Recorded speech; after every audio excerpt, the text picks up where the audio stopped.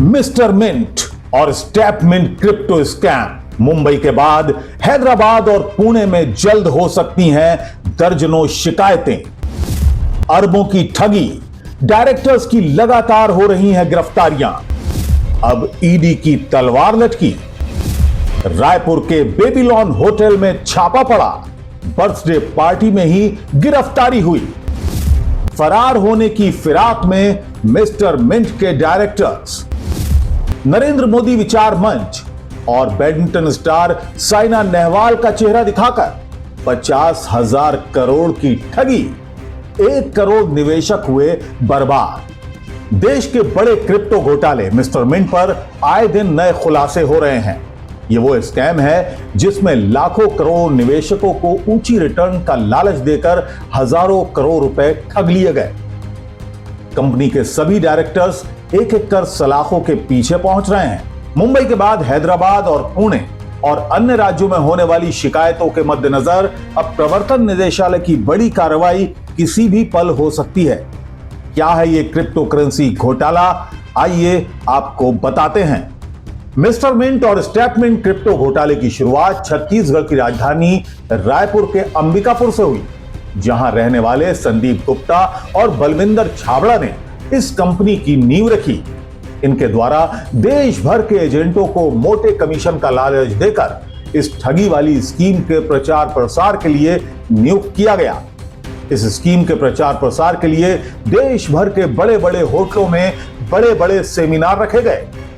इतना ही नहीं, इस कंपनी के प्रचार के लिए पद्मश्री प्राप्त खिलाड़ी साइना नेहवाल को ब्रांड एम्बेसडर बनाया गया।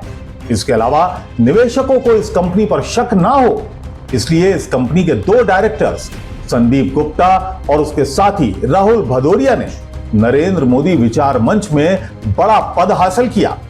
नरेंद्र मोदी विचार मंच का इस्तेमाल सेमिनार में बड़े बड़े बैनर लगाकर किया गया। इतना ही नहीं, नरेंद्र मोदी विचार मंच के राष्ट्रीय अध्यक्ष रवि चाणक्य की मौजूदगी भी प्रमुख सेमिनारों में रही।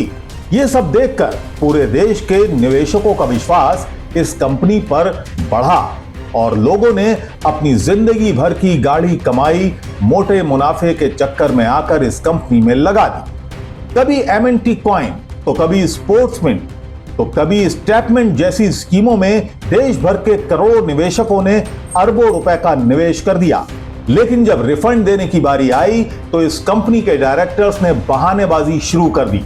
इतना ही नहीं, जब कंपनी की वैधता पर सवाल उठने लगे तो कंपनी के डायरेक्टर्स ने बाकायदा सेबी और आरबीआई की कूटरचित दस्तावेज दिखाए और कहा कि अगर हमारी कंपनी लीगल नहीं होती तो इतनी बड़ी बैडमिंटन स्टार यानी साइना नेहवाल कभी हमारी कंपनी की ब्रांड एम्बेसडर नहीं होती और हमारे डायरेक्टर को नरेंद्र मोदी विचार मंच में पद नहीं मिला होता। आपको बता दें कि भारत सरकार ने क्रिप्टो करेंसी के मामले में अपना रुख अभी तक साफ नहीं किया है। इसके बावजूद यह कंपनी बाकायदा खुद को भारत सरकार द्वारा लीगल साबित करती रही है। इस कंपनी के द्वारा मनी सर्कुलेशन और पिरामिड स्कीम चलाई गई, जिसकी वजह से नए निवेशकों का पैसा पुराने निवेशकों को दिया जाता रहा। लेकिन जब नए निवेशक मिलने बंद हो गए तो लोगों का पैसा मिलना भी बंद हो गया। इसके बाद मुंबई के कुछ निवेशकों ने थाने कमिश्नरेट के मुंब्रा पुलिस स्टेशन और मुंबई कमिश्नरेट के थाना एनएम जोशी मार्ग में शिकायत दर्ज कराई। इस दौरान जांच में सहयोग न करने पर मुंब्रा पुलिस ने छत्तीसगढ़ की राजधानी रायपुर के फेमस होटल बेबीलोन में अनंता ब्लॉकचेन के उद्घाटन समारोह में कंपनी के 2 डायरेक्टर समेत अन्य लोगों को गिरफ्तार कर लिया। उसके कुछ दिन बाद कंपनी के एक और डायरेक्टर बलविंदर छाबड़ा और बल्ली छाबड़ा को एक बर्थडे पार्टी के दौरान पुलिस ने हथकड़ी लगाकर गिरफ्तार किया। फिलहाल हाईकोर्ट के हस्तक्षेप के बाद पीड़ितों को पैसे वापसी की शर्त पर कंपनी के डायरेक्टर को जमानत मिल गई। बाकी निवेशकों पर इसका असर ना हो, इसलिए इन लोगों ने अपने निवेशकों को नया लॉलीपॉप देकर उलझाए रखा।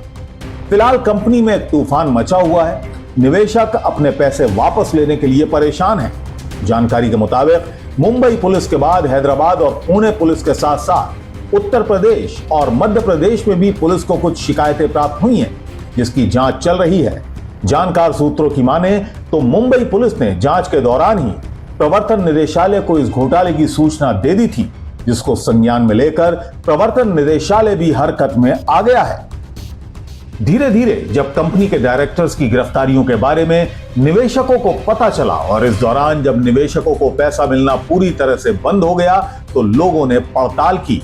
तब पता चला कि इस कंपनी के बारे में ना तो एफआईयू और ना ही सेबी आरबीआई को कोई जानकारी है।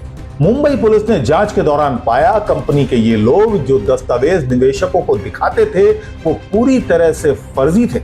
फिलहाल कंपनी के डायरेक्टर राहुल भदौरिया, प्रमोद साहू और बलविंदर छाबड़ा की गिरफ्तारी के बाद पुलिस अब उत्तर प्रदेश के वंश विकास साहू, मोहम्मद नईम तथा अमरजीत कौर के साथ साथ मध्य प्रदेश के सबसे बड़े एजेंट योगेश वस्त्रकार के बारे में जानकारी जुटा रही है।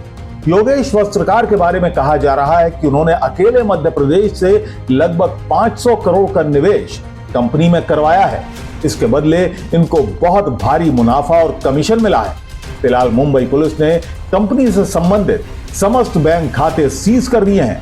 वहीं अब कई और प्रदेशों की पुलिस भी कंपनी के डायरेक्टर और एजेंटों के बारे में जानकारियां जुटा रही है। मुंबई पुलिस की कड़ी जांच पड़ताल के बाद, हाईकोर्ट के दखल के बाद अब निवेशकों के पैसे वापस हुए। उसके बाद पूरे देश के निवेशकों में चर्चा होने लगी कि बिना एफआईआर के कंपनी किसी का पैसा वापस नहीं करने वाली है।